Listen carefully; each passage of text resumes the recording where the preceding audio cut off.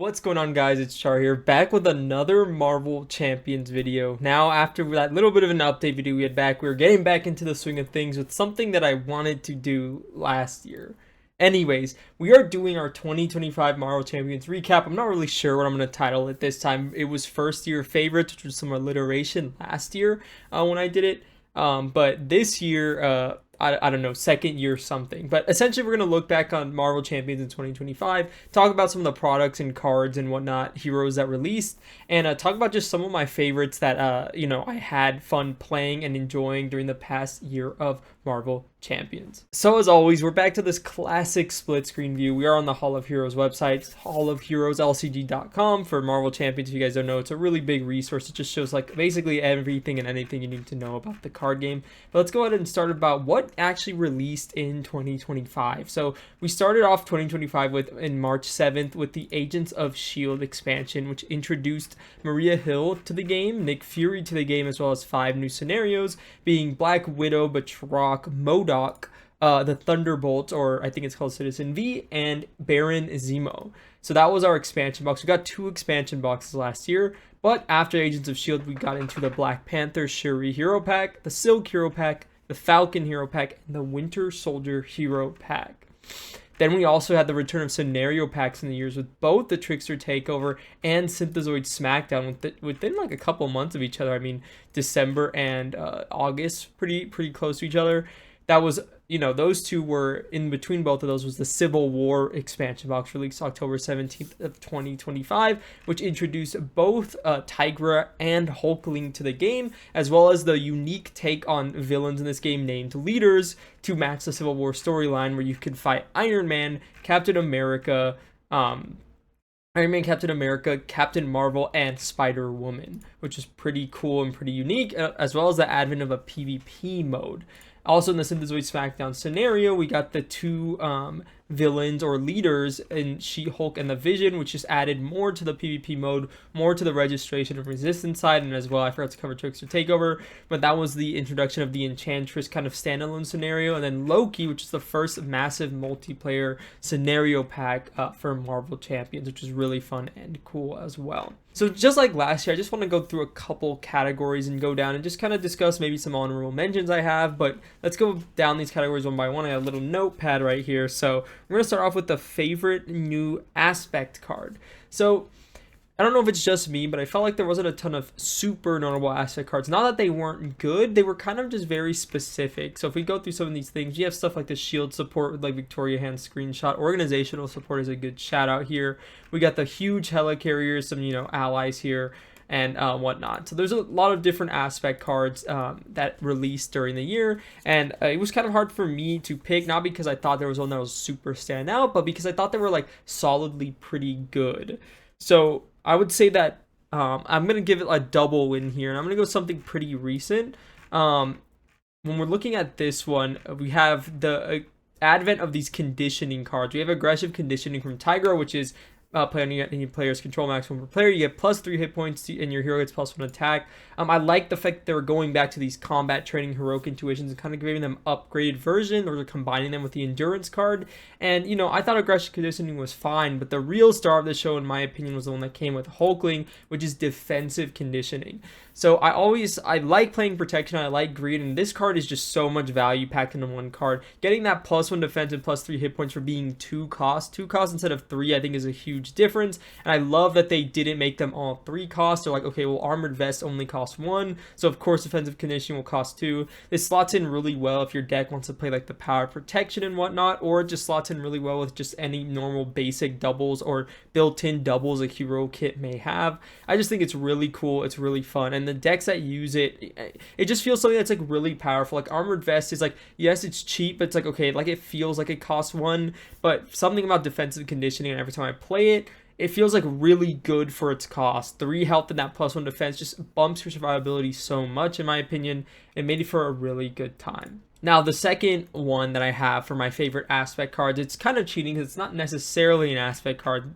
So let me know if you can guess it. But it's because I just love the design space, I love the theming, and I love kind of how it can buff heroes with worse economies. We are talking about the ally Grant Ward. I don't have like a favorite ally list on this thing, so I guess defensive conditioning is my actual aspect pick, and maybe you can count Grant Ward as favorite ally. The verdict's out on that one.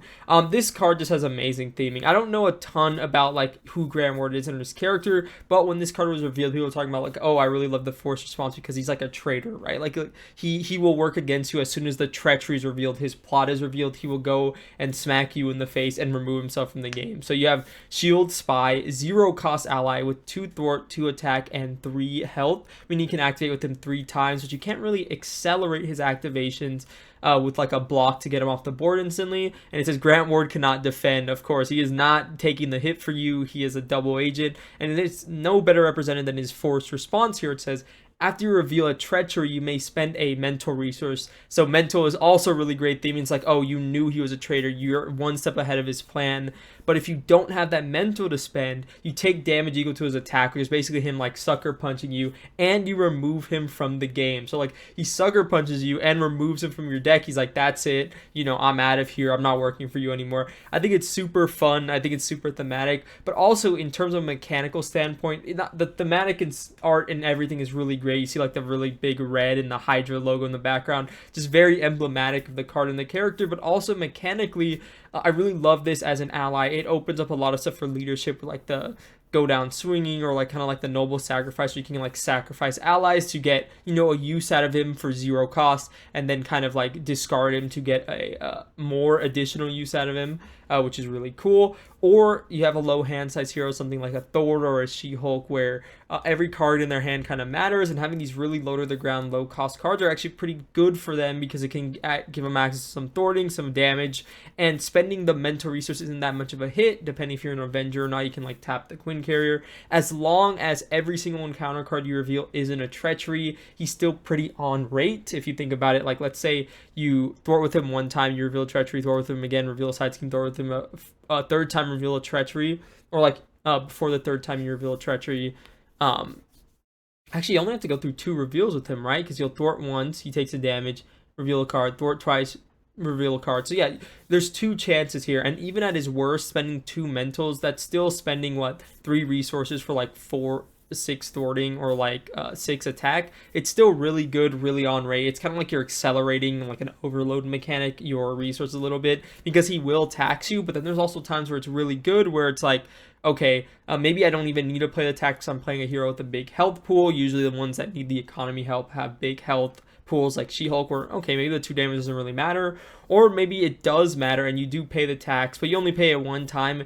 I just think this card's awesome. It's found its way into so many decks this past year, and I just think it's great. So now I'm gonna move forward to my favorite hero card of the year. There were some really great heroes, and this is something that I've always sung the praises on for Marvel Champions, especially in the last year with all this stuff going on with the current environment, things going out of print. The heroes they make, produce, and release are so high quality, they feel so smooth and fun to play, that it's really hard to like pick a favorite hero, let alone favorite hero card. You have stuff like Hulkling and Tiger from Civil War. Winter Soldier is just like really simple, pick up and play, good times. Falcon is kind of the opposite. You can really dig into and get a lot of value from like his encounter deck kind of searching and whatnot. I'm not going to say anything negative about Silk. I'm not huge on Silk, but she does have interesting things going on with her tuck mechanic. I really love Shuri and kind of like her evolution of the original Black Panther hero. And then Maria Hill and Nick Fury are both like really uniquely powerful and unique and strong, and they play the game in a way that's different than almost every other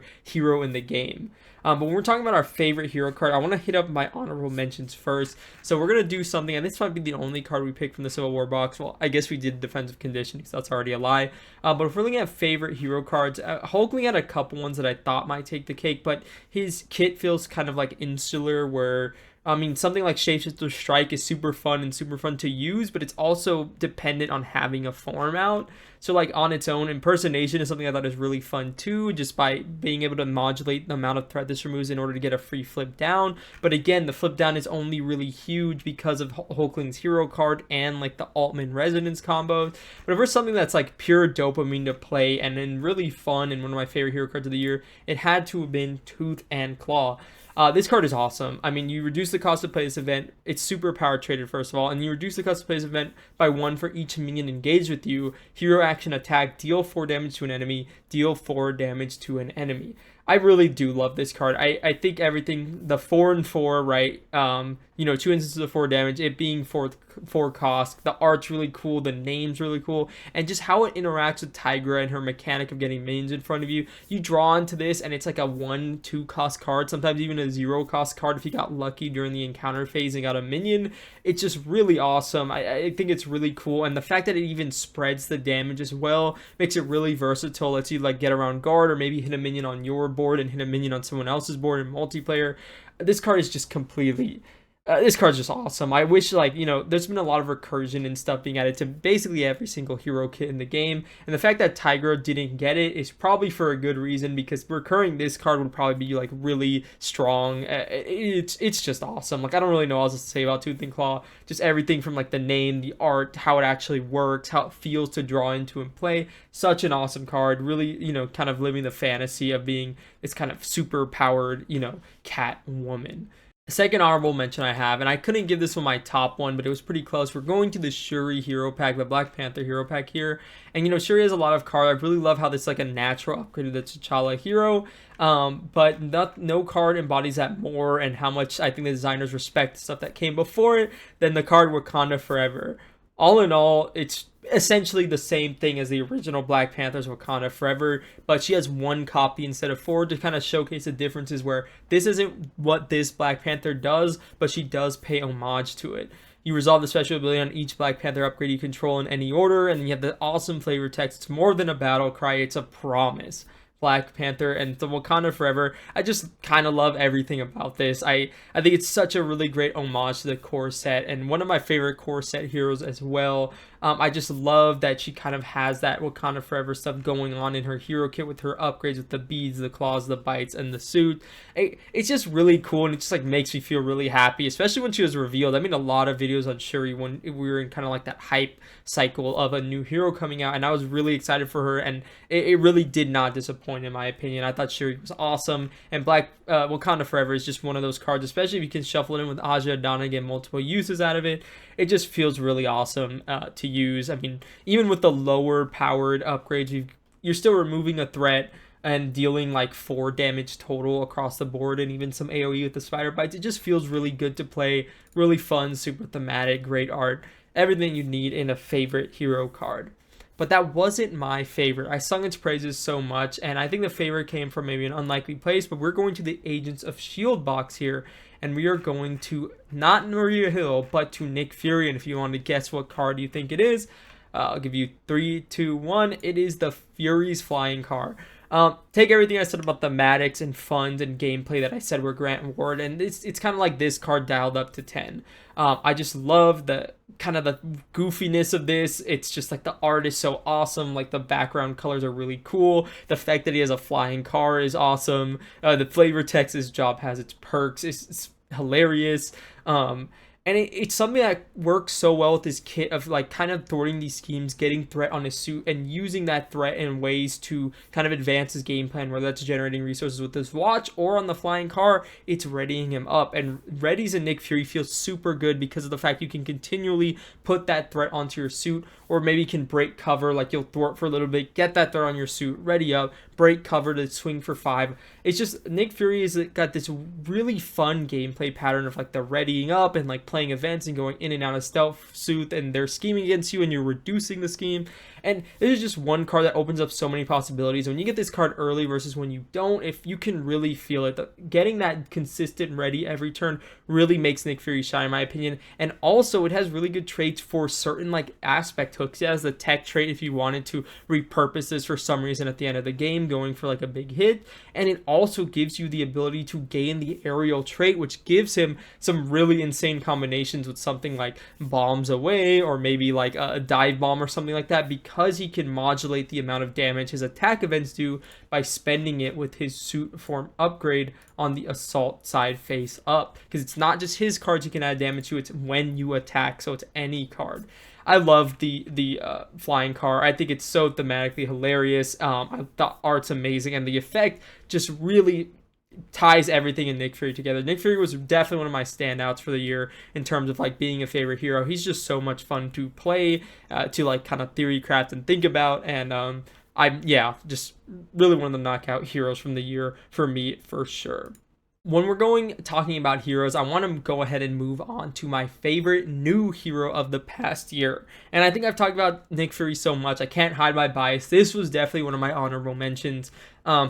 There's nothing else to say other than I just like love kind of how he works with the technique cards. He has a really cool treachery cancel, how he moves the threat around and modulates the threat on the field, how he can be in hero form and take advantage of all those hero actions while also getting schemed against, which I think is super fun and versatile in multiplayer specifically, because in multiplayer you can find like everyone flips up turn 1, gets big hit on everyone. That means almost most people want to try and flip down turn 2, but then it feels really bad because like what if they scheme out and we don't have enough scheme to lower the main threat. Thing about Nick Fury is he gets to flip up and do all the stuff you want to do in hero mode, but he's still splitting it to where like he's not taking the damage, right? So like that second turn he can choose to kind of break cover and still stay in that hero mode while people want to flip down. And it's just the way that he plays in multiplayer is really fun.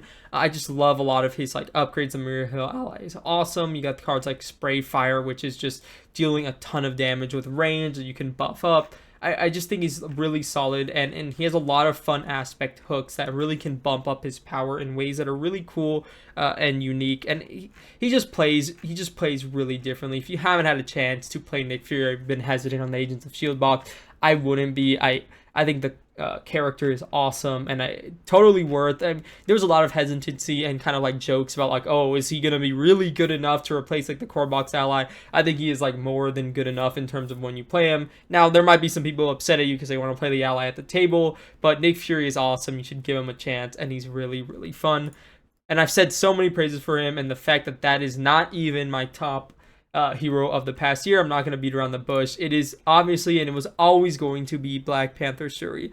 When Shuri's article first got revealed, and the fact that I made like 2 or 3 videos on kind of like a hype release or a pre-release video, I thought it would be very obvious that I kind of understood what this character wanted to do. And when I got my first couple of games with her, it was very obvious that I clicked with the hero instantly. I love the fact that she can tutor any card from her deck with the tech trait on her Inventor action alter ego. I love the fact that she gets a ton off readies. I really do like ready heroes. So the fact that every time she readies and uses a basic power, she gets to trigger one of her, tech upgrades, her Black Panther upgrades, is really cool, unique design space to evolve from the original Black Panther that relied solely on the Wakanda Forever. But of course, she has the homage to the original design with having one copy of that Wakanda Forever.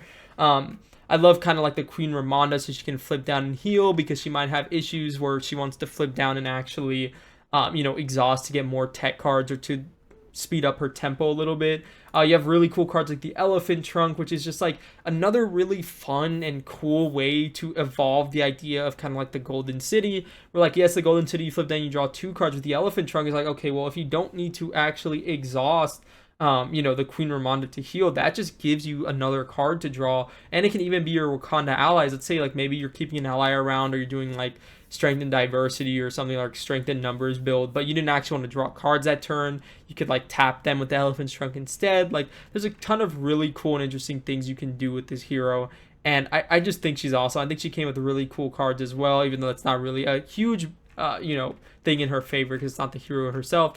I just think she's awesome. I think the fact that you gave T'Challa kind of like this side grade Black Panther with like events that do things and resolve her specials, it just feels like this really tick for tack kind of like tempo play that you get to do, kind of like a Gamora in a way, where just every time you activate, you get to do like damage here, damage there, or thwarting here. You have like on the prowl for 3 thwarting, but 2 damage here to like break a tough, or like stun the enemy or confuse the enemy, flip down. I just think it's awesome, and I don't really have any better way to explain it other than that. Then we're finally at the end of it all. We've talked about the heroes, Let's talk about the villains. There were some really great scenarios.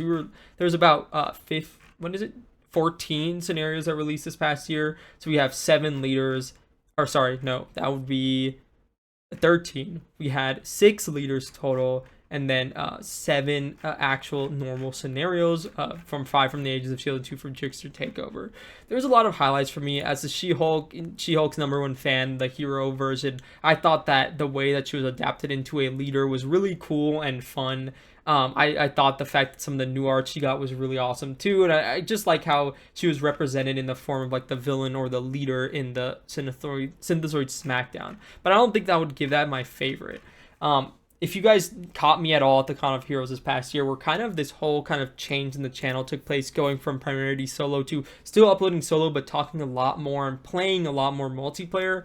At the Con of Heroes, I had a favorite villain of the year already picked out at that point, and it didn't really change by the end of the year. It is from the Agents of S.H.I.E.L.D. box, and I think for me, my favorite villain of the years had to be, hot take or not, I've seen people have some, I'm just going to say it, really incorrect opinions about this scenario, but I've seen a lot of people not be a big fan of it, and I just, frankly, they're wrong. There's no other way to put it. Baron Zemo is by far the best scenario released last year. It is absolutely my favorite scenario. Definitely, it's probably one of my favorite scenarios of all time in the entire game.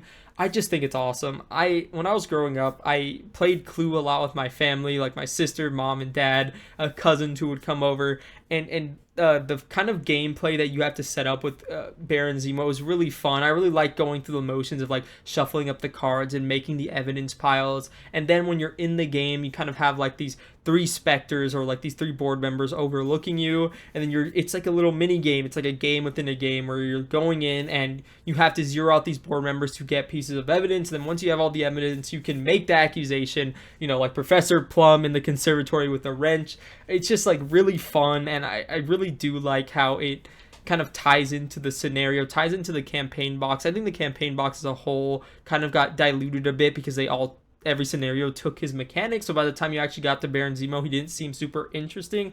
But if you take him out of that campaign setting, the secret board member environment, that is his mechanic. And I just really I think it's really cool. I think people super over exaggerate how long the setup is or how much overhead you have to do. You shuffle up like 9 cards and you put 3 in one and 6 in the other, and that's it. You just play the game like normal afterwards. And I think people have this kind of like hump they have to get over, because once you do get over that hump, man, is it a crazy hero. I mean, look at what kind of villain has a printed 4 scheme into attack? First of all, that's really fun. He also puts a ton of threat pressure because he's always scheming. He's Baron Zemo, right? He's representing how smart he is, or kind of like his mastermind, his villain mastermind, if you will. But that's like just talking about his like hero card and his mechanics. But like everything about him, like the art's really cool. The color scheme on the cards is actually like really good looking as like a graphic design kind of background person. I mean, like the purple and the yellow just looks awesome. And then I haven't even got into his mechanics, like the fact that he's like working with the board members and you have to find out who it is. But as soon as you figure out who it is, it's all business. He gets his sword out, which gives him +2 attack, which makes him a 4/4 villain, which is really cool. He gains the steady keyword, or I think he always has it on expert. No, only on expert B2 he gets the steady keyboard. And then he has like kind of a claw-like force interrupt, which is also another throwback to one of my favorite villains, where whenever he activates against you, he puts the secret counters on the board member environment, or he gets an additional boost card. And do you really want to be giving him an additional boost card with 4 attack? And then you look at this is what attaches to him. You don't have a way to remove this before he actually gets a round of activations against you. So your choice is to take 4 attack with like double boost cards, or it's to get schemed on for 4, which are really scary options. And he also has the hero action. After he attacks and defeats a character, place 1 secret counter on the board member environment with the fewest counters. He's going to start ticking up all the other ones, where if all of the board member environments flip over, you lose the game. And also, of course, he gets extra, stats from whichever the mole is when they flip over and get revealed. So it could even be like 5 attack or like 5 scheme. I think it's really cool. I really love how the scenario works together. He has like really awesome and thematic cards like Reluctant Foe, which most people will kind of point out as like the highlight of his encounter set, and I think it is a major highlight. Such a cool card. You just choose any hero from your collection and you put them into play, engage with you as like a minion, which is awesome. Kind of like sort of foreshadowing the Civil War and whatnot coming up a little bit. So I think it's like really cool, the fact that you're fighting against heroes from your collection. You have stuff like Undermine Support, Battle of Wits, where he's going to scheme against you, but if you would place any threat on the main scheme, you can also spend Mental. So he taxes you, but also you remove those secret counters to help get those in check. You have stuff like Might Makes Right, where he attacks you, and if no character takes damage, so like it incentivizes defending a little bit. or alter ego just puts those counters, and cards like the ends justify the means, where he can like defeat a minion that you control with the fewest remaining hit points if you're getting overrun, and okay, you just have to take a scheme. Or you can choose to discard an ally support, and also is another way to just lower those secret counters. I love how everything in the scenario revolves around kind of like the gimmick of who is the mole and the secret counters, and like Baron Zemo kind of working both sides, right? Like he can defeat his own minion if he needs to get his scheme or his plan off, or he can defeat one of yours, but by losing one of your assets, that asset is then put into finding the mole or getting closer to defeating Baron Zemo. I love how this is a natural evolution from the Thunderbolt scenario, where like kind of he's working in the background, or was like as the face of the Thunderbolt as Citizen 5, and then of course all the mask comes off in the Baron Zemo scenario. I think it's super awesome. I think it's super fun, and definitely one of the biggest highlights of the year for me, for sure. But what do you guys think? Those are kind of my picks for the past year in 2025 for Marvel Champions. I've had a ton of fun with the game, and I still have been having a ton of fun with it. If the update video I put out didn't make it clear, I still love the game. I'm still looking forward to upload videos on the game. It's just maybe what I upload is going to change a little bit going into the new year. That was really fun to reminisce on, but please go ahead and use my categories if you want. Leave your own list down in the description below. We got favorite new aspect card, favorite new hero card, favorite new hero, and your favorite new encounter. I didn't do kind of like overall picks or anything this time around because it wasn't my first year with the game. So discussing what was new in 2025 felt like the most fresh and the most fun, and I think it's something that you guys can have fun with as well. As always, if you want to talk about the game, discuss the game, or just keep up with me, feel free to join the Discord down below. Follow me on any of my social medias. And that's going to be it for today's video. Take care of yourselves. Have a good one. Like, subscribe, comment if you haven't already. Do all those things that, boost us up in the algorithm or whatnot. Not really my super main goal to grow the channel, as you probably learned from my last update video, but it is good to get more people around here, more people discussing, and just having a good time enjoying Marvel Champions. Thanks for watching. Take care of yourselves. I'll see you guys in the next video. Goodbye.